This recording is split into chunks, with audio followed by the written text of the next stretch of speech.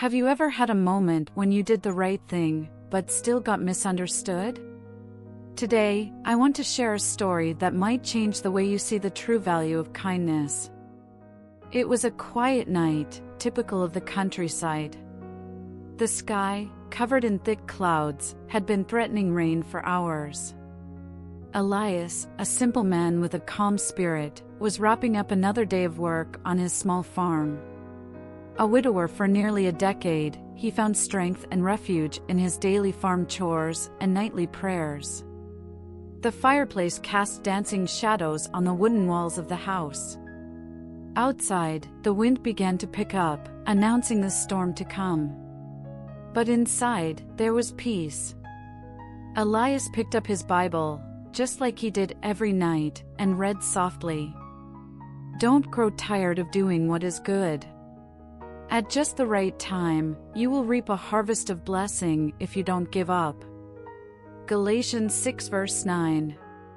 Little did he know how much those words would be put to the test that very night. Then he heard it. A faint knock, then another. Someone was at the door. Wary, but moved by faith and compassion, Elias got up. When he opened the door, he saw a staggering figure, drenched from the rain, face covered in dirt, with a bleeding cut above his eyebrow. The man could barely speak. He dropped to his knees and muttered, "Help, please." Elias didn't hesitate. He reached out, grabbed the man by the shoulders, and brought him inside. That's how he had been raised, do good without expecting anything in return. But that simple, instinctive choice would become the starting point of a storm that would put everything at risk. Before we go on, let me ask you something. If you value stories that touch the heart and make you reflect on life, go ahead and subscribe to the channel. Every week, I share stories about faith, hope, and choices that change destinies. The warmth of the fireplace stood in stark contrast to the biting cold of the storm raging outside. Elias pulled a chair closer to the fire and gently laid the stranger down on a folded blanket. The man was shivering, his lips purple, and his half-open eyes showed the exhaustion of someone who had been running, or escaping, for a long time. With calloused yet gentle hands, Elias cleaned the wound on the man's forehead with a damp cloth. He prepared a hot cup of tea, quietly whispering prayers as he moved. He didn't need to know who this man was. All he saw was a human being in need. And that was enough. "You're safe here, brother. God takes care of us, even when everything feels out of place," he whispered. The stranger, struggling, managed to get a few words out between coughs. "Thank you. I just needed a place, just for a while." Elias nodded. He didn't push. He didn't ask questions. He didn't need to know the man's name or why he was so badly hurt. Because in that moment, to him, what mattered wasn't the man's past, it was the present he carried, one filled with pain and desperation. As the man fell asleep by the fire, Elias stayed awake. His eyes drifted back to the Bible lying open on the table. But this time, he didn't read. He just sat there, watching the flames dance, as if searching for an answer only heaven could give. Outside, the rain grew heavier. And deep inside the farmer's soul, a quiet unease began to stir, subtle, silent, but very real. Something about that unexpected visitor unsettled him. There was kindness in the gesture, but also a sense that this night would change the course of his life. And the strangest thing? Elias didn't regret it. Even if it was just the beginning. The house was silent, except for the crackling of the fire and the steady tapping of rain on the roof.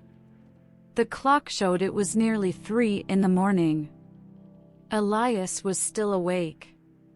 It wasn't like him to lose sleep, but something about that night kept him on edge.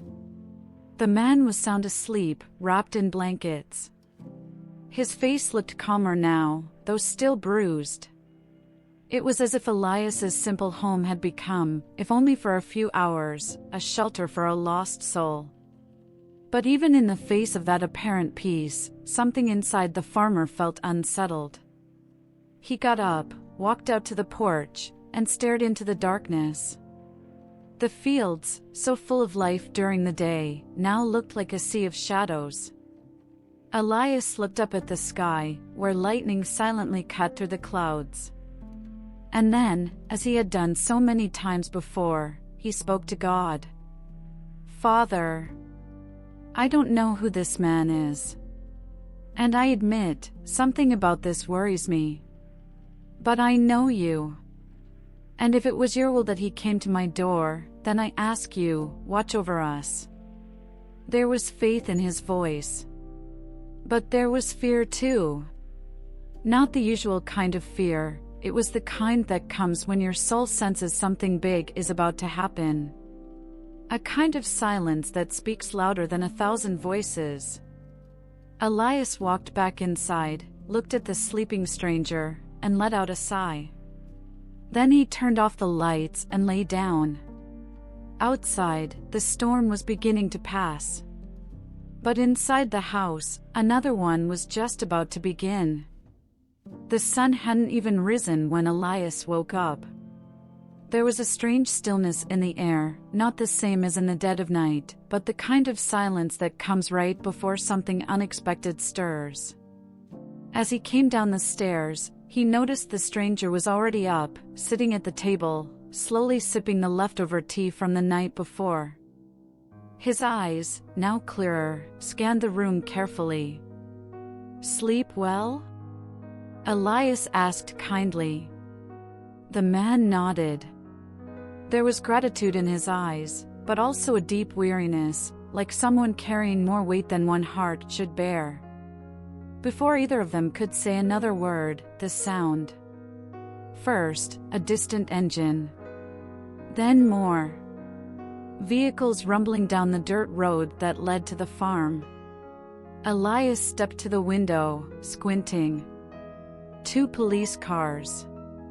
A black pickup truck with tinted windows. And finally, a van with a TV news logo on the side.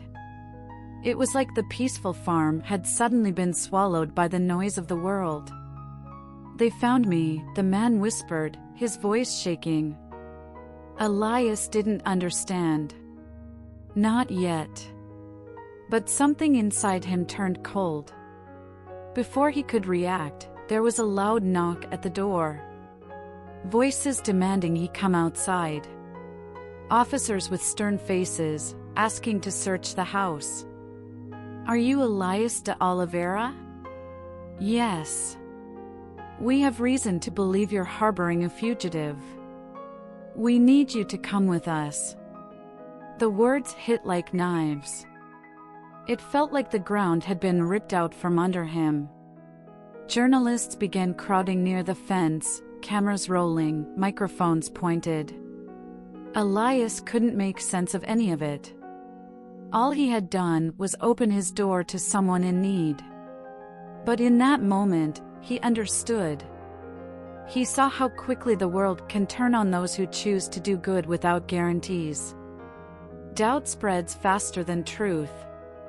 And what had been compassion was now painted as suspicion.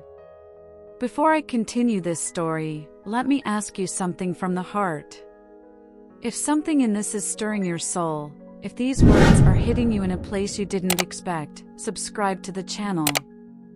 Stories like this aren't just told, they're felt. And maybe, like Elias, you're also searching for answers in the middle of your own storm. Now take a deep breath, because what happens next is going to weigh heavy on your heart. At the town's police station, Elias sat in a cold chair under a harsh white light. He wasn't a criminal, had never had any run-ins with the law. Everyone knew him as an honest man, a hard worker, faithful to the word. But in that dry, suspicious room, none of that seemed to matter. One of the investigators started speaking, his tone sharper than it needed to be. "Were you aware you were helping someone wanted for involvement in a multi-million-dollar corruption scheme?" Elias, with the same calm that had always guided him through the fields, replied, "I didn't know who he was. I just saw a wounded man asking for help, and I opened my door." Some agents exchanged skeptical glances. Others stared at him like they were trying to spot a crack in his truth. And just like that, what had started as an act of kindness was now being treated as possible complicity. Back in the village, the rumors were already flying. He was always so quiet, maybe he had something to hide. Others, disappointed, whispered, "You never really know someone." But amid the whispers and judgment, the heaviest pain was the quiet one, the one living inside Elias's heart. And there, in silence, he wondered, did I do the wrong thing? By helping someone without asking questions, was I being naive or guilty? The doubt gnawed at him. Yet even as the accusations piled up, he stood firm. Because deep down, he knew his conscience was clear.